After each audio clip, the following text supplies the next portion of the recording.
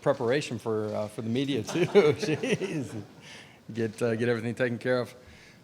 Feels different in here today than it ever has, and some might think it's game week, but we're all graced by a Hall of Famer. Jimmy, congratulations! Awesome. Congratulations on everything you've done in this area, covering UT for a long time, but the area as well. So congratulations for everything that you've done. Awesome that it's game week, man. Let's go play ball. Excited to get into Neyland Stadium. Obviously, long training camp here with our players. We're at the point where it is time to go play and find out where we're at. We're in the middle of our preparation right now. Today was a Wednesday. Energy, focus, good. Things that we still got to clean up here before we get to kickoff, but excited to go compete with these guys on Thursday night. Really excited to see Vol Nation out, our student body. Huge amount of ticket requests by them. Excited to feel their energy inside of Neyland Stadium. Vol walk. I know our guys are extremely excited about that too. You look back at the process all the way since January. I think it was 24th when we got here, and a ton of work that's gone into it. Excited to go play and compete with these guys and our fans that are in the stands as well. So. Thursday night ball game, one benefit for us as a staff is we have the opportunity to go recruit on the back end of it. So a lot of our staff will be out on Fridays and have a chance to go watch some high school kids play football, in the state and across our region. So excited about that as well. With that, I'll open it up to questions. So Patrick, then go to Brandon. Coach, first time we talked to you since Bru had his situation resolved. Just what was the reaction to that? Was it relief? Was it just glad that it's over? And how does it impact any of your preparation, if at all? Now it was so early. Yeah, certainly a small sense of relief. More than anything, just excitement. When I got the news, man, it sent chills down my spine. So excited for him. A young man that's done it the right way since he's been here. Has gone through a long, windy journey to get to this point. And now he has an opportunity to move forward with his future and go compete with his teammates, his brothers, and having a chance to tell him and then hear him tell his dad was one of the great moments in my career. You could just tell the sense of excitement and some relief from them that they're able to just move on and go compete. So really special for him and his family. Coach, you mentioned tightening up a few things. How do you know when you're ready? I guess you're never ready in week one, but do you have a punch list, or is it one of those deals where you get to a point where you go, you know what, we've done all we can do. Let's just go put it down and kick it and see what happens. Yeah, I think as a coach, you're always, man, we got to go play. At the same time, you'd always want more time to continue the preparation. You got a checklist: offense, defense, special teams, special situations, circumstances that you try to put your kids in. We've run the gamut on that. We've gotten into our normal down and situational preparation for this football game. There's still a lot of things here in the next 72 hours that we get a chance to clean up. But at the end of the day, like, you get to this point through the course of training camp, it's time to go play ball.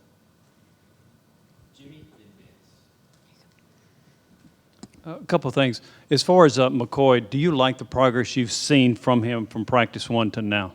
Yeah. The beginning portion of practice, we were kind of methodical in ramping him up as he, came off of not being quite 100% at the beginning of summer. And so we've built him up. He's got a good understanding of what we're doing. He's operated fairly efficiently in what we're doing offensively.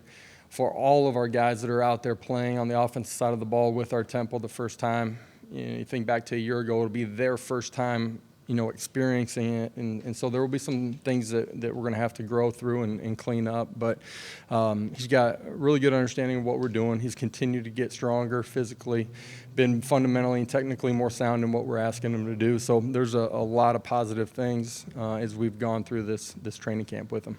And where would you say your offensive line is now compared to where it was at the start of last year? Yeah, in some ways, just like our program, much further ahead. They understand how we play, the ability to communicate. You guys saw that growth with them a year ago. We're healthy at this point in the season, which is exciting. We need to stay that way. But a lot of guys have played a lot of football up there for us. Coach, how are you dividing during the season, during game weeks? How are you dividing those quarterback reps, being that Hendon is a guy, in terms of getting Joe some work with first team? How will you split that up? Yeah, in what we do, Hendon's going to get, almost a majority or all of the one work. Joe at times will get a majority of the two reps. We do. We have a plan for all of our twos, offensive line, skill guys, tight ends, to get a good amount of reps, and that's when we're going against practice squads. It's also when we're going against some good on good looks. And tell us what you see in Ball State. Yeah, I think week one, just in general, you're never sure exactly what you're going to get. Some of that can be personnel based. They have guys that graduate, new guys that come in. Where are they going to place them? Schematically, things tend to change in week one. Everybody went through a self-scout process from the previous year. They made changes to what they're doing. I think it's really big in week one that your players have an understanding of what you anticipate to see, but they have the tools in their tool bag to adjust to what they are actually seeing. Staff and everybody being able to adjust and subtly tweak and change things as the game unfolds.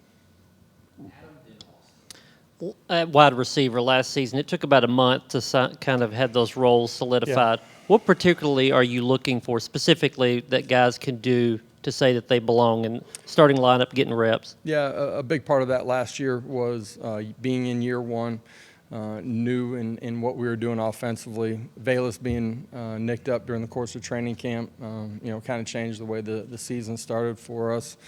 Some guys coming on strong, so that's the inevitable beginning of a season. Some of those things will happen as this season unfolds too, but in particular in year one, we'd like to play more guys at the wide receiver position, guys that are ready to compete and perform the way that we need them to. Be in the right spaces at the right time and have a trust with the quarterback. And I do feel like we'll play more guys than we did a year ago at this juncture of the season. As you still try to figure out who you're going to start at left tackle or who's going to be the guy there, do you go into the Thursday night with a plan on like two series or quarter by quarter, or just kind of let the game flow as it may? And then anybody out for Thursday, or are you pretty much full go? Yeah, I think at this point we're pretty healthy heading into week one. You guys know there's still a long time before we actually kick off, and tend to not, unless it's a major injury where guys won't be available, tend to not make a decision on Wednesday afternoon and wait just a little bit longer.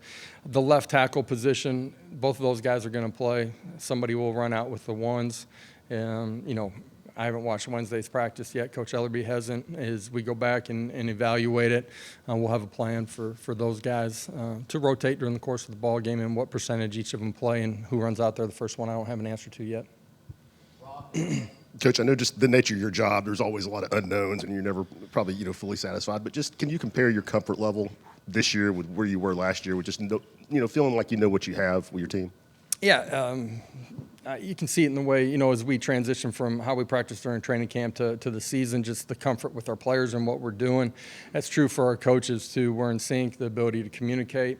Our players have a clear vision of what's going to happen here and up until kickoff, the standards that we have. Year two should be a lot different than year one. It has been. I don't think you're ever where you want to be as a coach because you're always trying to find ways to be better. At the same time, have a pretty good idea of the guys that are running out of that tunnel, who they are, what they're about, how they're going to play and compete, how they're going to handle positive plays, negative plays. And now it's about us continuing our preparation and be ready to go kick off. Hey, Josh, right here. A season ago, you said it took a while for some of your team to learn how to prepare for a football game, kind of those 72 hours leading up to kickoff. I know it's Wednesday game week technically, but have you seen any growth in that regard for this group right now or, over the course of training camp? Yeah, a year ago, early in the season, the last 48 hours in particular, in the early parts of the week, I didn't think we kept what should be important all the time, and got sidetracked by things that have nothing to do with us as individuals and collectively as a football team going out and playing our best. I do believe we're a more mature football team. That's, I'm saying that because of how they've handled everything since we've gotten back in January. the issues from day to day, are so different than they were a year ago because our players are different and, true to the characteristics of accountability, trust and respect, and competing extremely hard. I do anticipate us handling the last 48 hours the right way, as we head into Thursday night. Inevitably, you always have new players inside of your program. Year two for me, I've been able to be clear in my message to them about my expectations on the front end of it. They have older guys that they can see and are role models for them as well, and I believe that we'll handle it in a lot better way. Hey, Coach, back here. With week one coming up, I'm sure it's a gamut of emotions for a head coach, getting ready for that first game. I wanted to ask you, what do you think your emotions will be like when you go down to the ball walk for the first time and go through the Power T this season? Yeah, a year ago I had no idea. I talked about, the experience of it, and to be honest, I had heard so much about it. I thought it would be really hard for it to live up to that ball walk in particular. It superseded my expectations. I'm excited to get off the bus with these guys and go down ball walk, enter gate 21, and then get ready to go compete. It'll be a great atmosphere, electric. Since our students have come back, you can feel the energy and the buzz around here in particular too. And our guys, like you think all the way back to January, man, that's a long process. And I'm excited to run out with these guys and go play. The different position battles throughout the roster, you as a staff, will you all evaluate the game as equal to what they did over the course of 3, 4, 5 weeks of fall camp, or is it simply weighted more because it's the game? Sorry. Are you saying like when we get into week 2? Yes, just examining those position battles moving forward. Will the game equal what they did throughout fall camp, or more because it is a game? Well, certainly the game's going to matter, right? It's the realest thing and the most important thing that we do is perform in those moments. I think as you go through a season, you got to understand that players are going to grow and change and evolve, and they're going to get better. In particular, the young players inside of your program, you got to have a really good feel for who he is, how does he prepare, and his ability to handle the moments in the biggest moments. And we're going to need a lot of guys. A year ago, we were the thinnest football team in America. We need to be deeper than we were a year ago. To do that, some of your young guys, you got to let them grow and evolve throughout the course of the season. There's a plan at each position, to play certain guys. The game's going to unfold differently too, and so just because you have a certain plan going in as a coach doesn't mean that it's clear and cut, and that's how it always unfolds. So being able to evolve and understand the ebbs and flows of the football game and put guys in the right moment is critical for me, but it's critical for our coordinators and our position coaches as well. Josh, as far as the secondary, how would you assess where you are at cornerback and at the star position? Yeah, I like the maturity and the competition that we've had at the star position. T-Mac and Wesley feel really confident in both of those guys. T-Mac's been as consistent as anybody we've had since we hit the grass day one of training camp. What he did a year ago on special teams in particular, I think has really allowed him to grow and gain a bunch of confidence, and then his work ethic since the offseason started. The quarterback position, believe we'll see multiple guys that will play there. I like a lot of what they've done up until this point. Obviously, want to see them go out and perform at a really high level on Thursday. Any update on William Bohan? I don't have an update. We put out as soon as we received information that he was suspended indefinitely from the program, and we'll let that process unfold here.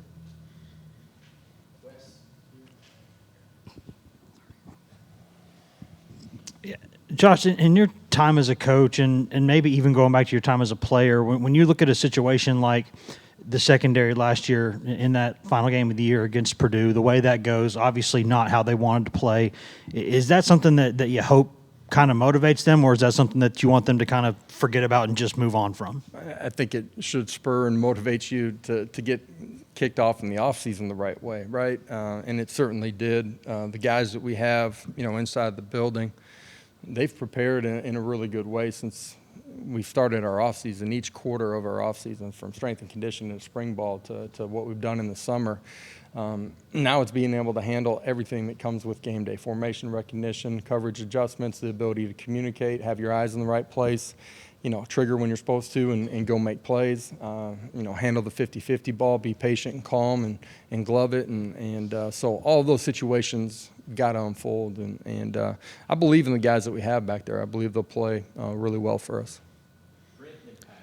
Josh, all your assistant coaches who have stood at the podium have talked about the need to play more guys. Where's the line in forcing depth and growing depth? And then secondly, on Tamarian McDonald, how big of an example is that for you to use with your younger players on your roster about the growth and development through special teams to get to the field? Yeah, the fundamentals that you have to play special teams show up in everything that you're doing on offense and defense. The ability to move your feet, have your eyes in the right place, play with fundamentals and technique, hands and feet, be able to block people, be able to destruct a block. All of those things correlate over. We talk about that and show that in our special teams meeting all of the time. Coach Eckler does a great job with that, and our players have bought into that. Almost all the great ones that I've been around, I say almost because there's been a few guys that are outside of that, but they end up starting in special teams and they gain confidence, and that was certainly the case for T-Mac. The need for us to be deeper is true. We have to be able to play more people than we did a year ago. However, you can't force that, like you're saying. You guys got to show that you can trust them on the football field. That's playing their assignment and then being able to make plays, and that's what training camp's been all about. Who are the guys that we've identified that can do that at this point in the season? And we've gone through that process. We'll play a bunch of guys on Thursday night. We're going to come back, we're going to evaluate the film and see who handled it the right way and who can continue to grow, and that'll push us towards the following week. Coach, I guess a lot has changed for Cedric Tillman over the past year. Just seeing him in the building, seeing him in practice, what's different about him, and are there some ways maybe he hasn't changed at all? Last year at this point, nobody knew who he was, and certainly didn't know what he was about on the football field. And for him, he's been so consistent. You guys see the confidence in who he is, what he's about. He's got a great understanding of how to prepare. His on-field performance, he's continued to get better. Expect him to have a big night and have a big year. Just time for one more. Anybody? All right. Great. We'll have players shortly. Guys, have a great afternoon.